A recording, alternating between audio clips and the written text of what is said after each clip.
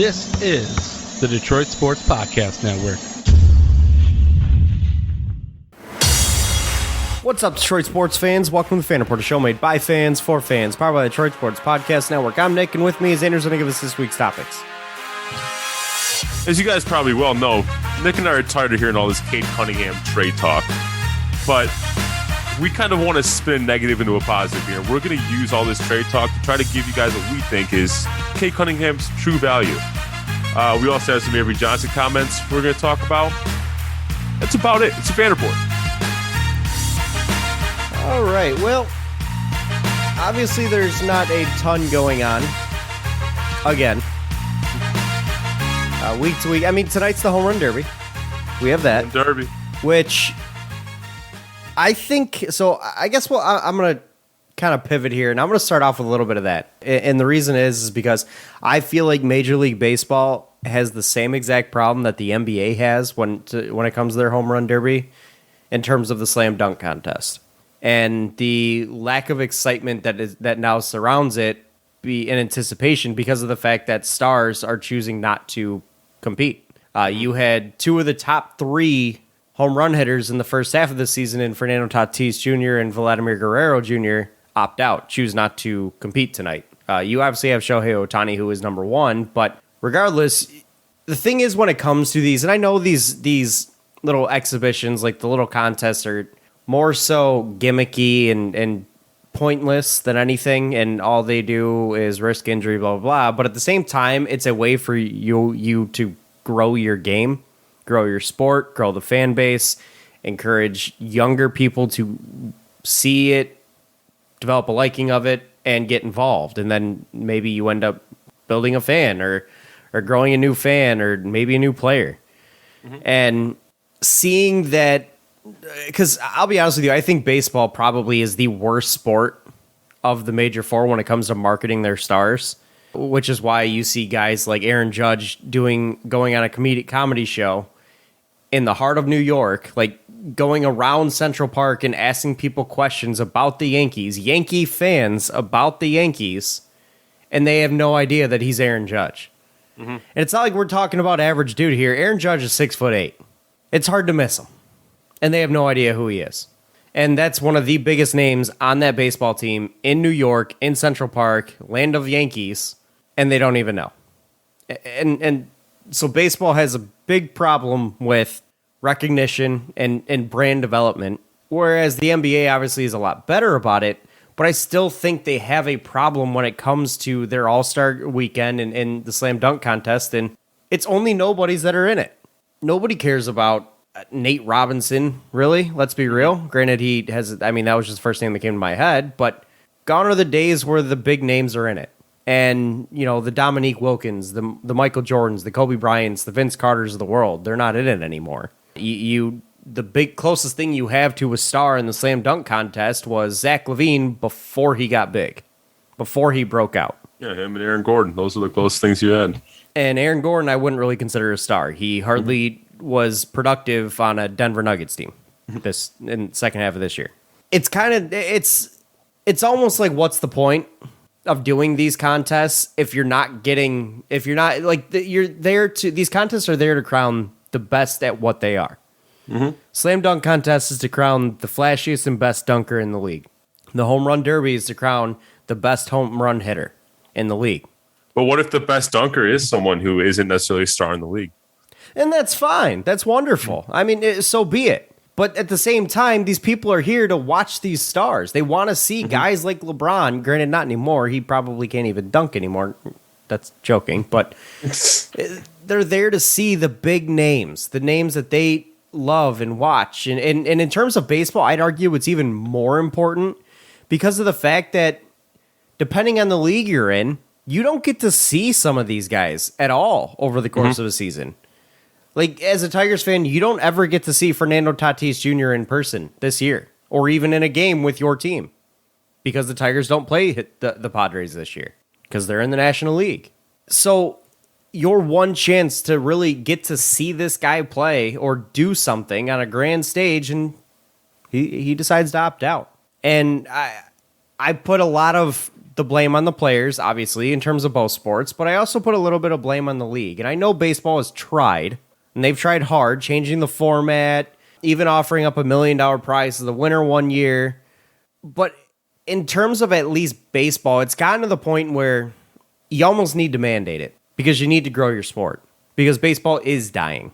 There are fewer and fewer people watching it every single year. And it's really not that much different than taking batting practice. Yes, you're swinging for the fences, and yes, you're going, all out, but it's not live pitching. You're not running the bases, risking injury. All you're doing is risking tweaking your back. And frankly, in the All-Star game, you're doing the same thing. And you want to play in that. So it's kind of a pain for me to see and annoying for me to see guys in the upper echelon of home run hitters choose to opt out of this. And granted, I'll be honest with you, I'm not going to be watching. I don't care. In terms of baseball, as a growing up a baseball lover and a big baseball fan, I'm very disenfranchised with Major League Baseball and the sport in general. I think it's a dying sport, and I think it's going to be in major trouble over the next decade if they don't get their act together and start really promoting this thing and growing their fan base. They may end up a dead sport. They may. Yeah. And there's a lot of factors as to why. And basketball's at risk of it too. So they both need to kind of tread carefully and make sure they're making the right decisions to grow the fan base. And one way to do it is to showcase your stars. And one of the ways to showcase your stars is All-Star Weekend. So it's time to start pushing these stars to play in All-Star Weekend. But yeah, this isn't the Pro Bowl now. Like, there's not not to slight baseball. There's not as much risk of getting hurt as there is for players in the Pro Bowl, even though players in the Pro Bowl barely touch each other anyways. But in terms of the risk of getting hurt in All-Star Weekend, like I'm not even talking about the All-Star game. You usually don't see too many opt-outs of the All-Star game. I'm talking just in the home run derby. There is virtually next to zero risk of getting injured in the slam dunk contest is way riskier. I would probably agree with you, and I still don't think there's that much risk involved in that. Your ACLs probably take a beating in the slam dunk contest. Potentially. I mean, you could argue your obliques, your ACLs, everything takes a beating in the home run derby as well, but because a baseball swing isn't easy on your body, especially swinging for the fences, but regardless, I really hate using this term, but it's kind of what they signed up for. You signed up to be a professional athlete and to be an ambassador of the brand of baseball, of the game of baseball. Yeah. So be one. And I understand it's meaningless, but it's part of the job, and it's what you do. So do it. Anyways, I'll hop off my soapbox about that. Let's go ahead and hop into some Pistons here. I'll start with just what I want to get off my chest to start the show anyways. And that was last week. Avery Johnson comes on to CBS Sports and basically implies that there's a that he thinks that there's a possibility that, or there's a world where Cade Cunningham refuses to play for Detroit. And that basically putting out the narrative that Cade Cunningham only wants to play for the Houston Rockets, which I think as a sports reporter is just something totally irresponsible to throw out there. I think it's lazy, but continue. Yeah, and irresponsible. You're spinning a negative narrative around a kid who did nothing to earn that narrative.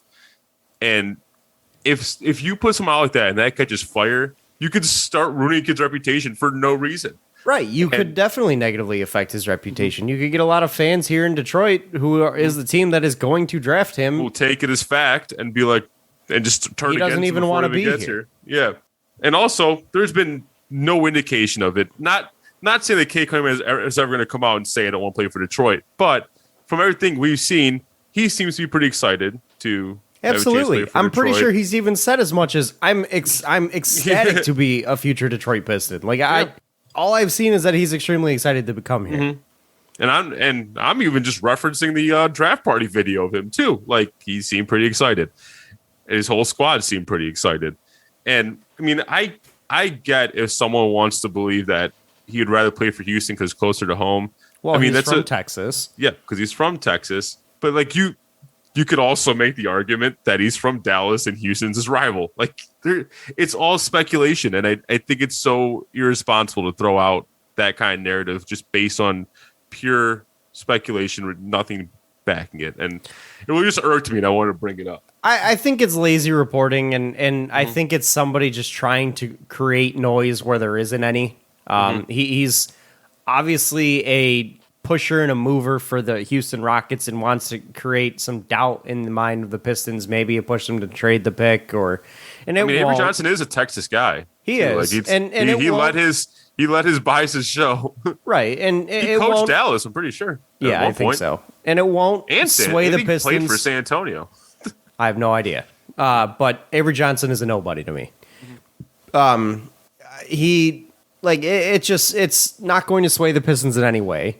It's just a guy creating false narratives and trying to make noise where there isn't any, and he just has no reason to really put this out there. He's just trying to create a story, and there isn't one. Like, I don't really see a constructive reason for him to do this, because it's not going to sway the decision of the Pistons. They're not just going to listen to some no-name reporter in Texas who used to play in the league and coach in the league and is literally now just a no-name reporter.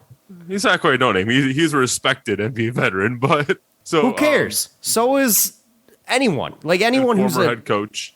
Cool. He's a no-name reporter in Texas. He's not one of the big ESPN guys, or he's not. No, this is for CBS. This was. I understand, but he's not Adrian Wojnarowski or Shams. Like, he's a no-name reporter. Yeah, he's not your newsbreaker. Right.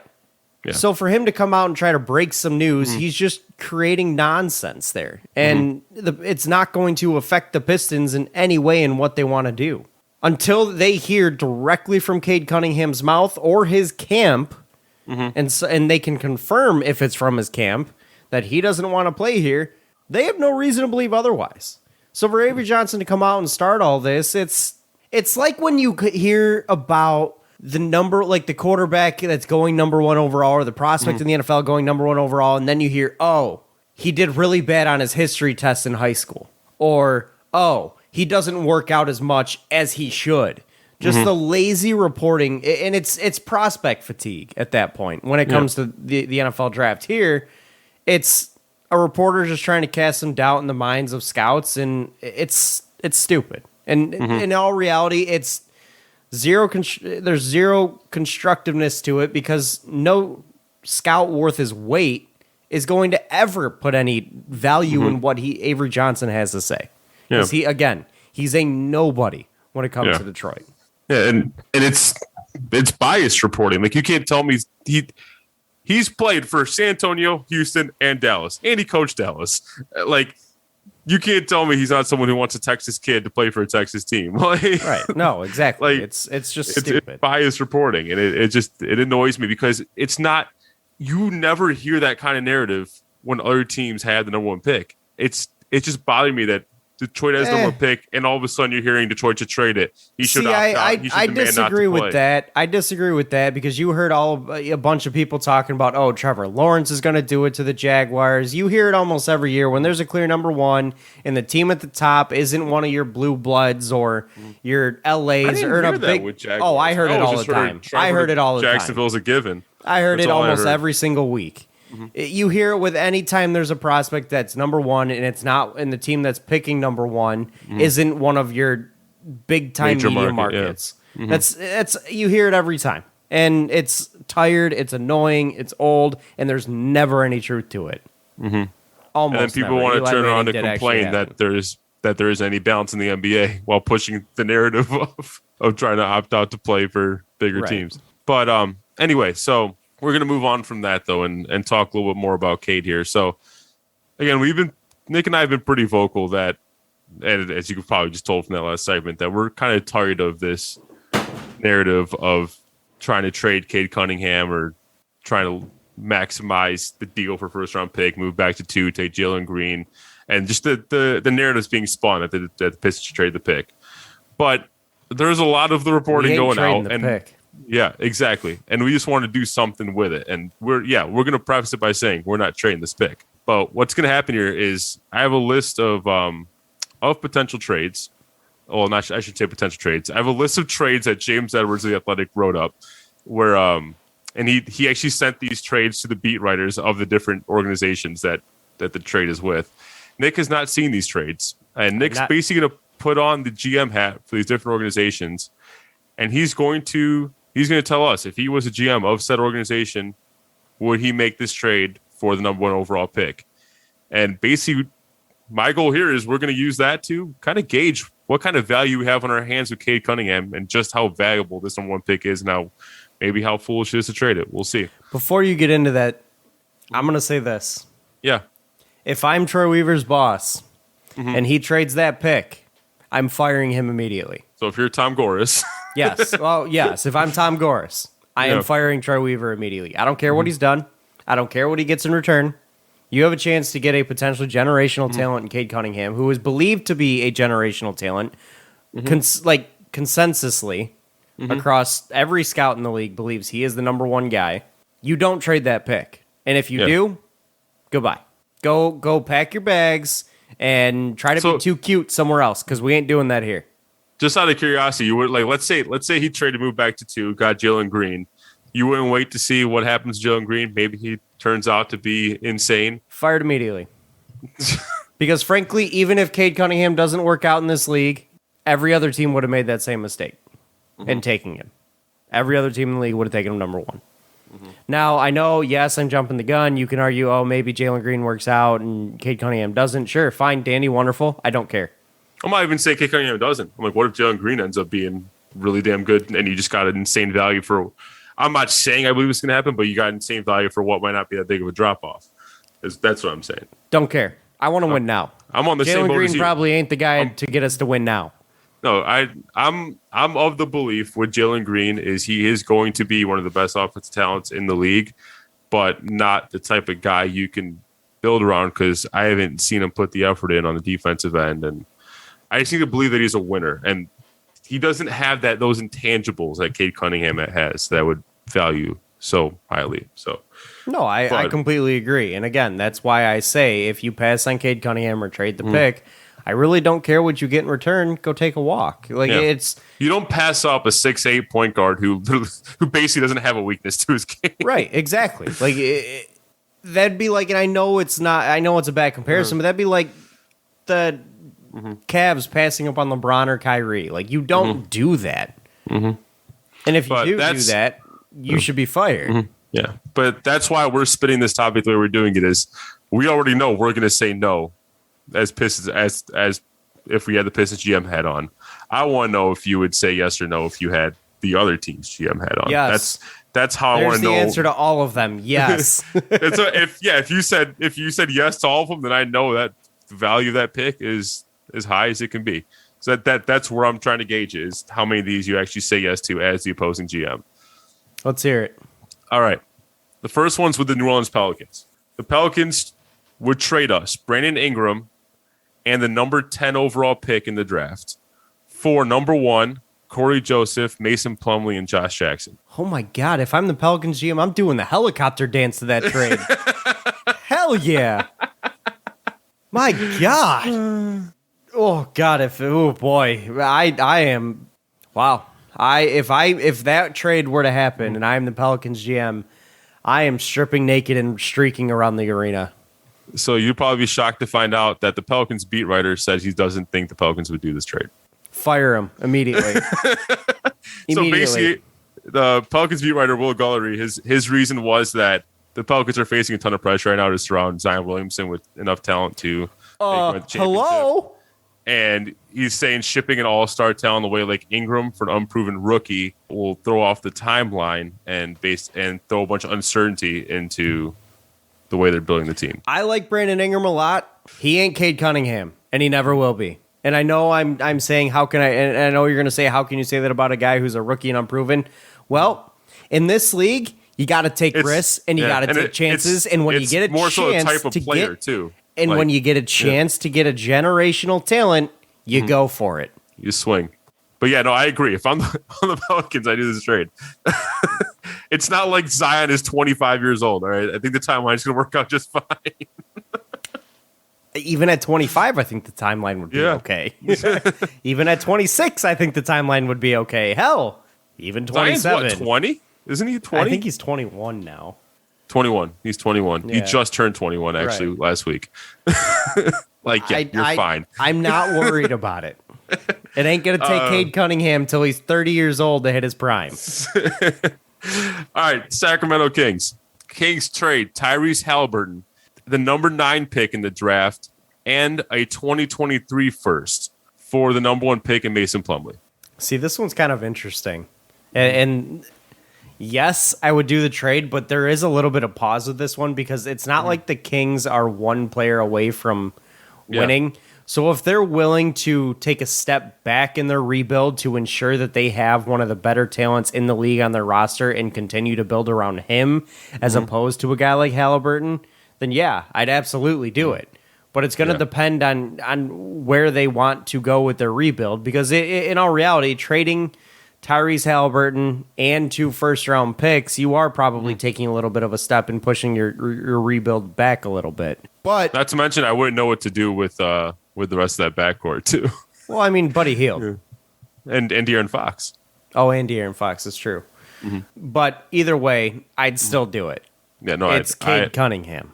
I 100% agree because of the fact that, if I'm not mistaken, weren't they already looking at trading De'Aaron Fox or Buddy Hield, one of the two of them? Buddy Hield.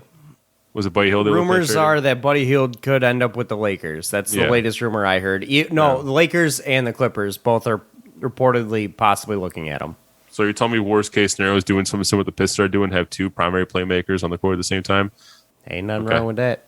Got to remember one of these dudes is 6'8". Kings beat writer Jason Jones says, you do what you got to do to get Cade Cunningham. All right, someone with a brain in the room. We like it. All right. Hire that guy. All right, Orlando Magic. Magic trade picks numbers 5 and 8 in the 2021 NBA draft and Wendell Carter Jr. for number 1 in Mason Plumlee. Helicopter dance, yes. Absolutely. Like it's really no question because the Magic are a team that are at the beginning of their rebuild, and boy does it sure speed up the beginning of your rebuild when you get a generational talent and potential superstar like Cade Cunningham. Because no matter what they get at 5 and 8, it most likely ain't going to be Cade Cunningham. Yep. And you basically hit on the head too. First of all, I agree with you. Josh Robbins, the Magic beat writer, agrees with you, saying 99.9% certain the Magic would agree to the deal. And what he says is what I think is what I'm hoping Troy Weaver is thinking in his head, and that is, I suspect that the Magic would include Cunningham has a greater chance to become a cornerstone player than anyone who'd be available at 5 and 8. Duh. Like another brain in the room. We like it. It's like in fantasy football. You're not going to trade a wide receiver that gets you 20 fantasy points per game for 2 wide receivers that give you 10 fantasy points per game each. No, like, absolutely it's a not. It just deal. doesn't work like that. And there's always the guy that in your league that argues, well, I'm trading you a guy who gets 12 and another guy who gets 12. You get more point production. Yeah, they lose a roster spot. And all right. Point. And your point, I lose a roster spot there. I get the point production out of 1 roster spot instead of 2. I'll take the 1. Because you know what? I can probably find a guy that gives me 12 somewhere else. Exactly. For a lot cheaper. All right, Golden State, who, by the way, speaking of Golden State, I just read a report today that they are split in their front office regarding Davion Mitchell. Half of them want him. Half of them think he is overvalued and not worth pick at 7. Interesting. Okay. I disagree. Where do you stand on that? I disagree. I think Davion Mitchell's a guy who you can comfortably take at number 7. And I agree. I think he's ready to play. And putting him alongside Clay and Steph and working with that team, I think he'll be just fine there. I will say that is one thing Golden State has kind of struggled with is drafting guys and have them really cementing themselves as a really big-time key player on that roster. And I think it has a lot to do with the fact that Steph and Clay are there because there's only so much a young guy can, there's only so much room that a young guy can give him, that young guy can get when you got a team like that. Oh, did you hear they entered the Damian Lillard sweepstakes? Not surprised by that. I'm a little curious about it because... like, how many point guards do you need? Right. Where's he going to play? You're going to have I guess maybe Steph plays the off ball, Clay plays the 3, and Dame plays the 1. I don't know. Plays what, 6'5"? I thought he was 6'6". He could either be 6'5" or 6'6". Either way, he's still Watch one should of the be best. 6'7". He's still one of the best wing defenders in the league, regardless.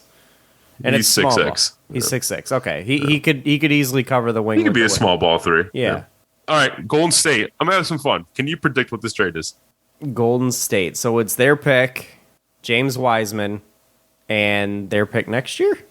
Well, remember, they have 2 picks this year. Oh, so it's both their picks this year and James Wiseman. Yep, they're 7-14 and James Wiseman for number 1 and Mason Plumlee. Poor Plumlee's involved in all of these. Obviously, I'm doing this. You have a chance to get Cade Cunningham. Steal. Cade Cunningham alongside Clef and Clay and Steph. Duh. You could send. You can honestly send Wiggins his pink slip. Tell him, don't even bother coming to the arena. We'll ship all your stuff to you. At that point.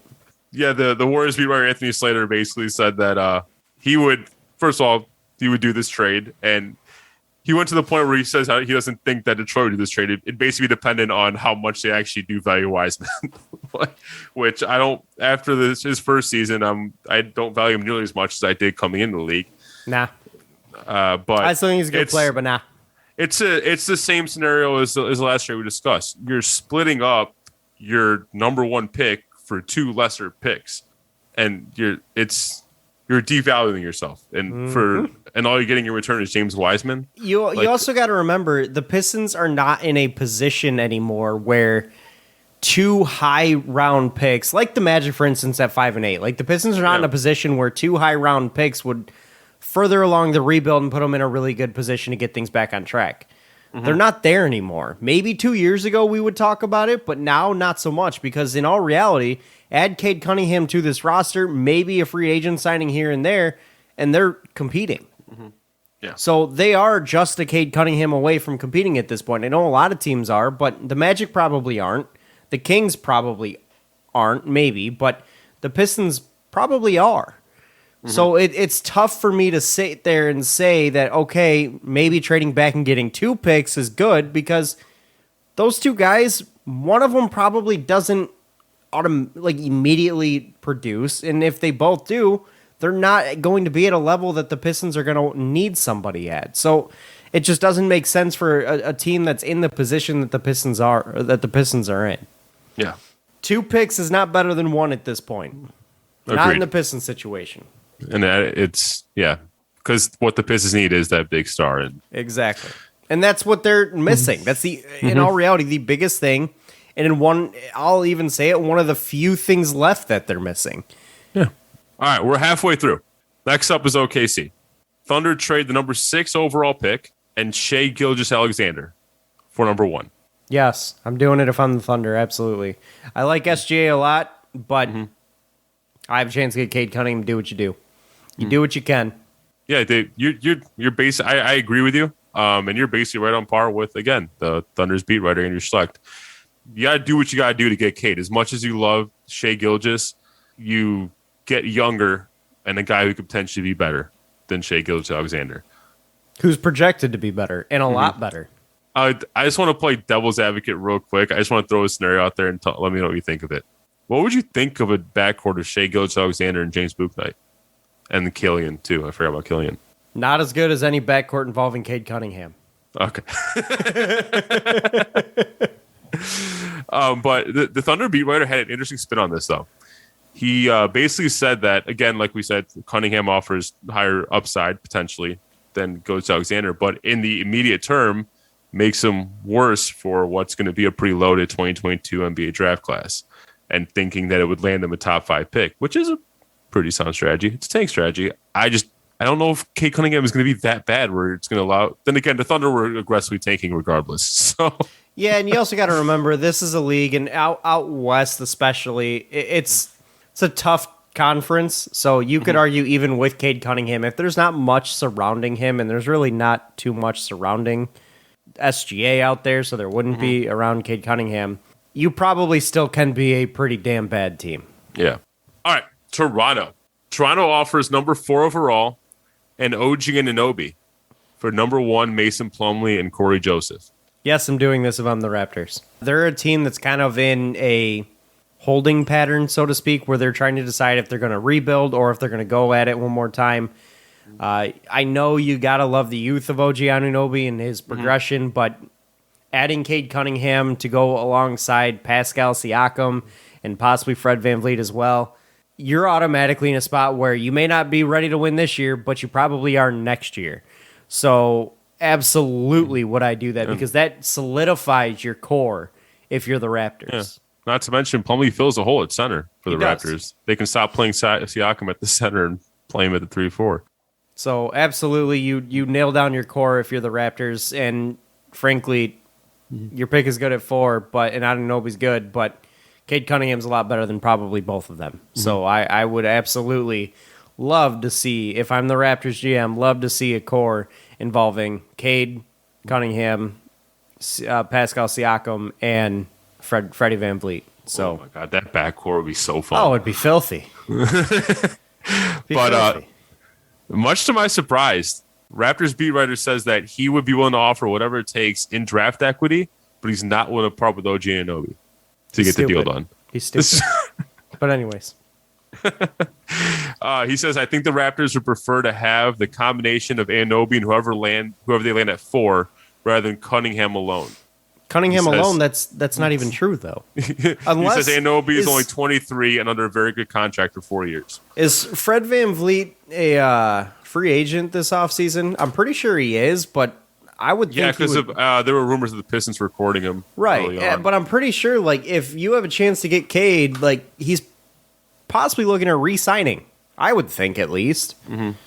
At coming back. So, no, he's signed with the Raptors for several years. Oh, it might have been last offseason the Pistons were rumored to be recording him. He's got 2 more and then a player option for a third. Absolutely the Raptors would want to do that. Cunningham, VanVleet, and Siakam back there. The 6 is back in the mix.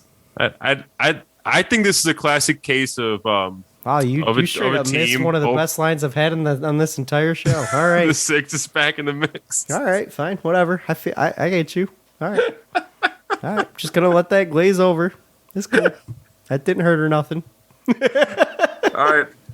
I'll make it up to you. We'll get t-shirts made. The 6 is back in the mix.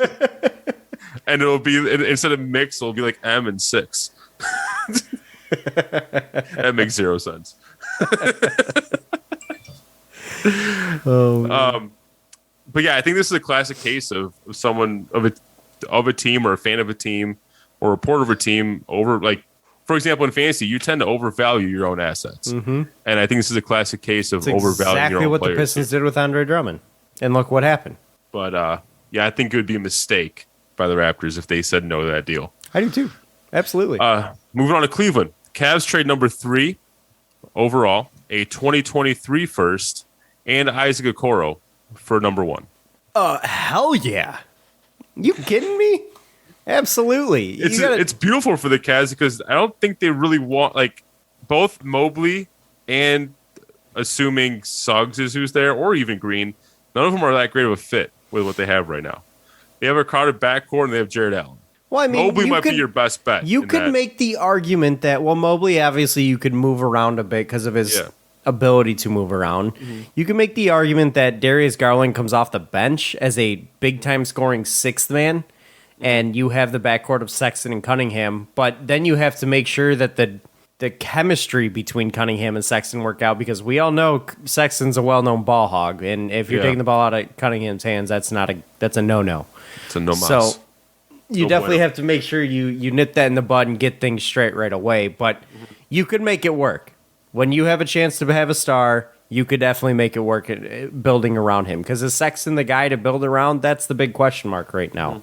So I think you could make it work if you're the Cavs. It would just take some maneuvering. That's all.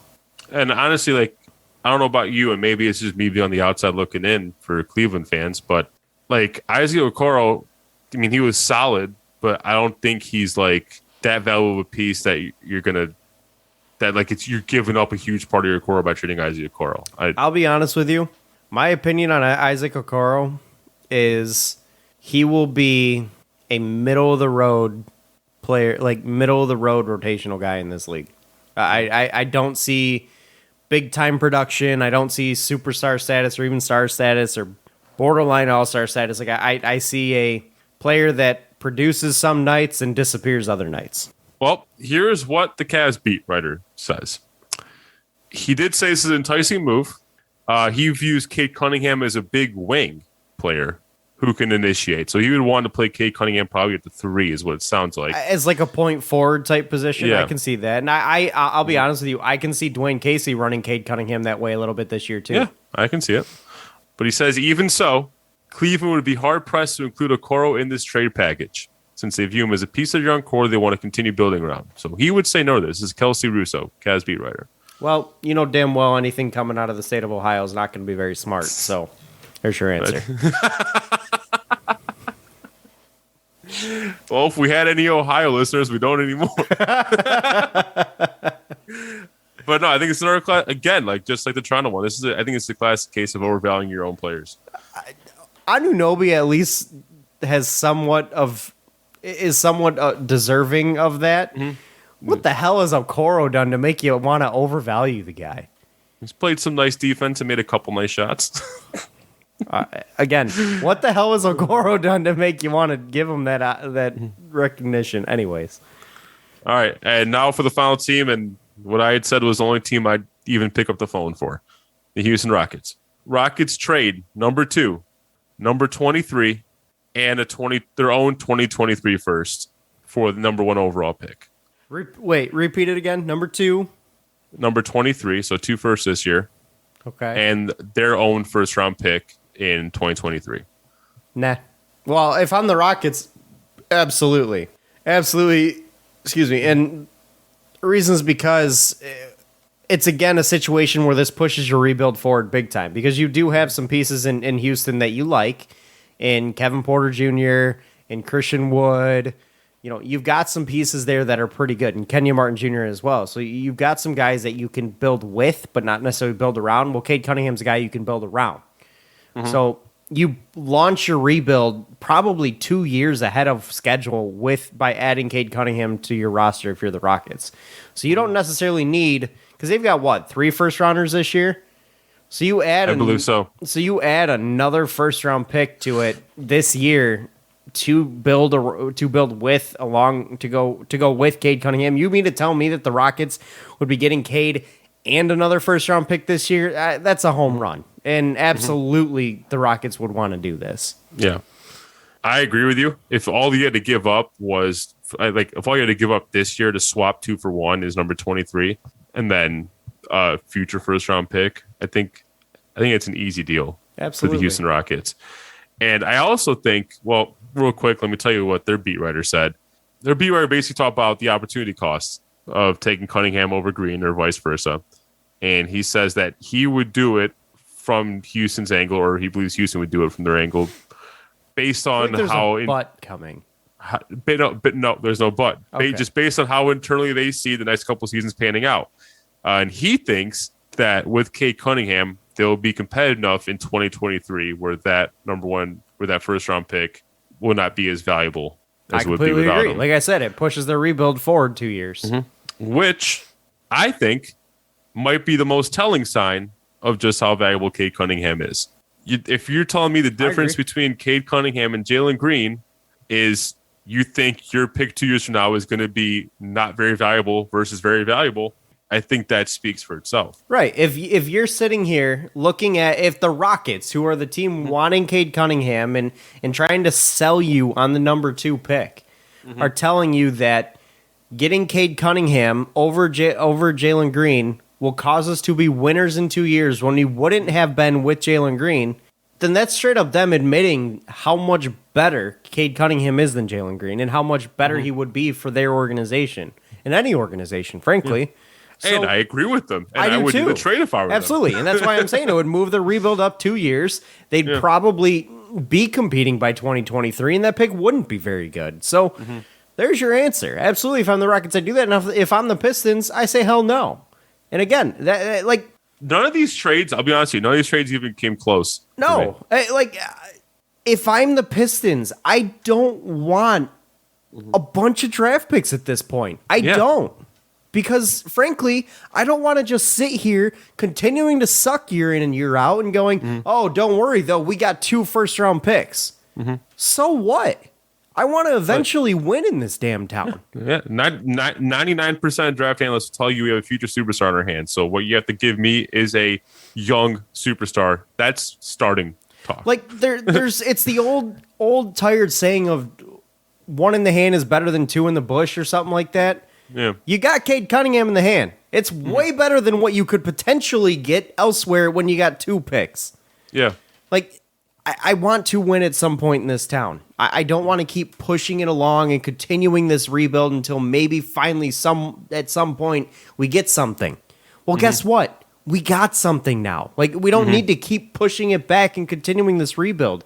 We can continue working our way back up now. Build, like, we have things almost built. And Cade's a big piece of that. Yeah. So let's just do it. So I don't want a bunch of draft picks. They're useless to me. I want to start winning. If we happen to have anyone listening from other fan bases, just look at how quickly, without ever hearing the trades before, how quickly Nick said yes to all these trades for your respective teams, and tell me it doesn't mean that. Tell me you wouldn't do the same exact thing. Yeah. Tell me it's not indicative of how valuable that number 1 pick is this year. And you can make the argument, oh, you're a Pistons fan, so you're overvaluing Cade Cunningham. I'd agree with you, except for the fact that the reason I value him as highly as I do is because everyone else values him. Exactly, it's because of what every single scout in the league and what we've seen on TV watching him play and what we've seen from, everything that we've ever talked about or looked at when it comes to Cade Cunningham. That's made me feel that way. That's made us believe that how valuable this pick is and why we value it as much as we do. We're not going against the grain saying that Cade Cunningham is a can't miss prospect and a potential superstar. Like, we're not. Everybody thinks that. Yeah. So that's kind of the point I wanted to hammer home with that topic. That was a really long-winded way to say that. Again, if you're Troy Weaver or if you're Tom Gores or whatever, and Troy Weaver trades this pick, he needs to go. He's trying to be too cute. Well, you can go be too cute somewhere else because this is a storied franchise with a winning history, and I'm tired of losing. I want to get back into the winning column. I want to get back in the playoffs, get deep into the playoffs, and get back in the NBA Finals for a chance to win a title. And Cade Cunningham's a guy that can bring you that.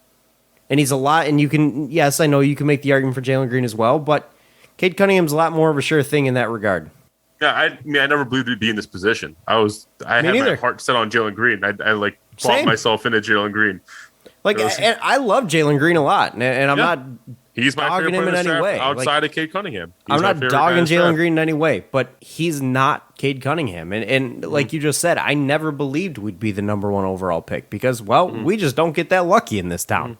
Let's put it this way. It was fade for Cade, not Green. Yeah. Like it's I mean, I don't even know what else to say here. Like I'm ready to win. I think we said it all. I'm ready to win. And Cade Cunningham's a guy that can bring us that. So here we are. All right, what's been your favorite? I don't know if you've seen any, but if you have, what's been your favorite Cade Cunningham nickname so far? I don't think I've seen a single one. Oh, I think my favorite that I've seen is Motorcade. I like that one. What are some of the other ones? The other one that comes to the top of the mind is Cade Brigade. Cade Brigade's a pretty good one. I like the Cade Brigade. Granted, Cade Brigade makes it sound like there's multiple. More than one person. Yeah, so maybe it doesn't make sense. Maybe Cade Brigade is a fan club. Motorcade's the nickname. Yeah, Cade Brigade could be the fan club. I like that. Motorcade just fits so nicely. It does. It works for this town. I can already see the Cade Cunningham merch, like the Old English D replacing the D in Cade. Absolutely, I can already see it happening. You finally will have I'll tell you right now, Cade Cunningham, game number 1 of the regular season next season, will be the face of Detroit sports. No question about it. He's going to bring you national TV coverage, something Jalen Green won't do, because not enough people know about Jalen Green. Exactly. Cade Cunningham is the face of Detroit sports, and he ain't even here yet. You will see more Cade Cunningham jerseys than you will any other jersey in this city. You get a jersey? I probably will. It'll be the first jersey I will. I'll be honest with you. If I do, it'll be the first jersey of a player I will have bought in this town. Like a player or a Pistons player? A player. since like JV in his MVP years, or in his MVP year. Yeah, last Pistons jersey I bought was Chauncey. I had Chauncey and Chauncey and Ben. Last Detroit player I bought, and it's the only one I've bought between now and then, is Stafford. Well, how'd that work out? Hey, it was a relevant jersey for a good 6 years. I mean, it was a relevant jersey for almost 10 years here, but... Yeah, but from when I bought it, I'm right. Either way, though, it'll be the first jersey I will have. Let's just put it this way, because I'm not a big, like, jersey guy. You know, I prefer the T-shirts, the sweatshirts, the hats, things like that. But it'll be the first jersey I will even have considered buying since JV in, like, 2012. Damn. Considered, because I never considered a Stafford jersey. Not even a Calvin. Calvin, you could make an argument for Calvin for me, but be the only one. I definitely considered a Calvin jersey, but I never pulled the trigger on that. I did on the Stafford jersey. I was there. Yeah. Oh, man. Hint, it was on sale. It was big time. I remember that sale. But yeah, that's all I got for today. Unless you have any other That is all I got as well, brother. Thank you guys for listening, and thank you for joining me. Thank you to Detroit Sports Podcast as always. Follow us on Twitter at RealFanReport. Let us know your thoughts. You know, if you're a fan of another team, you know, give us a trade throw a trade out to us. See if you can get me to say yes. Or if I would say yes if I was your team. And let me know your thoughts on what we had to say today. So, are we overvaluing Cade Cunningham? Let us know. Are we? We are. I don't think we are. I really don't. And even if you think we are, I'll tell you why you're wrong. But anyways, guys, thank you for coming out. Thank you for listening. It's a fun position to be in. It sure is. It sure is. We'll catch you guys next week. This has been the Fan Reporters. Bye, fans. For fans. Have a good one, guys. Enjoy the rest of your week and weekend, and we'll see you guys later. Peace out. Peace.